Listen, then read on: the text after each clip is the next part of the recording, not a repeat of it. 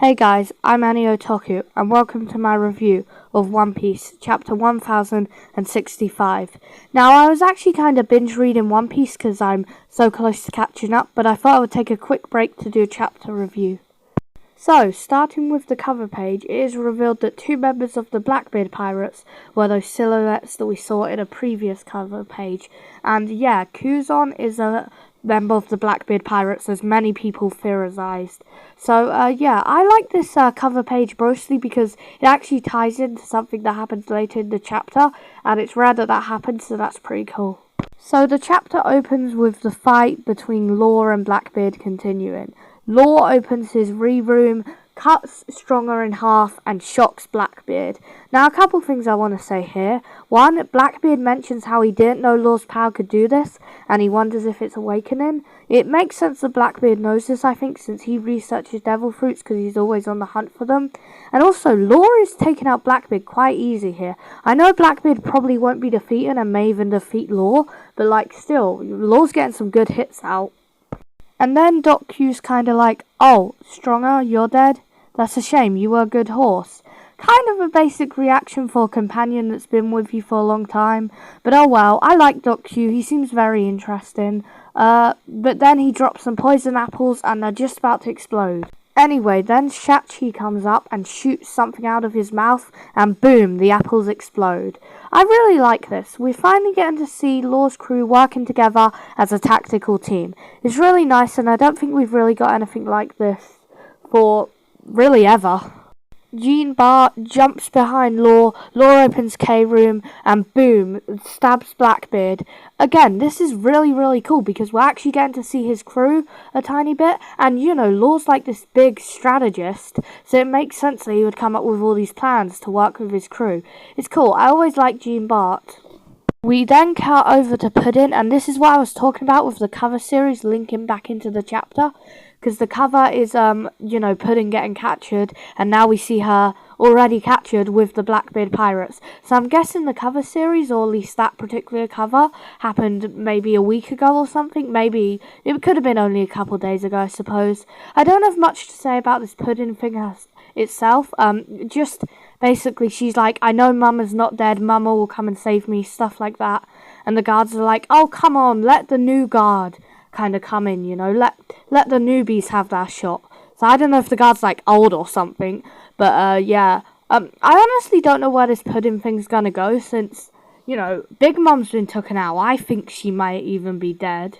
I guess Katakuri could take over and come and save her, but I don't know. I don't even know why Blackbeard would want her. Oh, probably to read the poneglyphs. Probably the same reason Big Mom wanted her. We then get to see Law and Blackbeard clashing. Blackbeard's creating an earthquake bubble, and Law's kind of stabbing at it, and there's Conqueror's Hockey flying off. This honestly reminds me of that scene where Luffy and Kaido attacked each other, and there was Conqueror's Hockey there. It really shows me that Luffy's not the only one that's on Yonko level. Law and maybe Kid are as well, so that's pretty cool. Yeah, I'm interested to see where this fight goes, even though I think Law will definitely lose. We then get this really brief scene with Akainu where he's basically just complaining, saying, "Great, we just had all that stuff with Big Mom and Kaido and Wano with Luffy, and now Law is fighting Blackbeard." And I'm honestly not even sure why this scene was here. It's literally 2 panels long, and all it really tells us is that the Marines know Law's fighting Blackbeard, and that maybe Sakazuki is very stressed out. We then go back onto Egghead Island, where we are now with Luffy, Chopper, Jinbei, and Bonnie's group. And Bonnie made them all old to get away from the pacifista. And is it bad that it took me a good 30 seconds to actually realise why they were suddenly all old, or young in Jinbei's case? Like, up till now I'd been like, Bonnie needs to use her powers. Bonnie's probably going to use her powers on the Straw Hats. But then when it finally happened, I just didn't click. Jinbei basically then recaps everything we know about Kuma, and not gonna lie, I kinda needed that since we have been given so much information. He's a tyrant of the Sorbet Kingdom, he then became a pirate, he then became a revolutionary, he then became a warlord, he then became a cyborg working for the Marines who got cloned, and honestly we don't get that much new information, despite the fact that Bonnie's right here, who was who presumably knows about Kuma's past. All she really says is that he hated the world government and would never team up with them. But I'm so glad that we are finally coming close to learning about his past, because he's one of the people that I am most interested in finding out about, because he has ties to literally everyone, and some tragedy is in his life.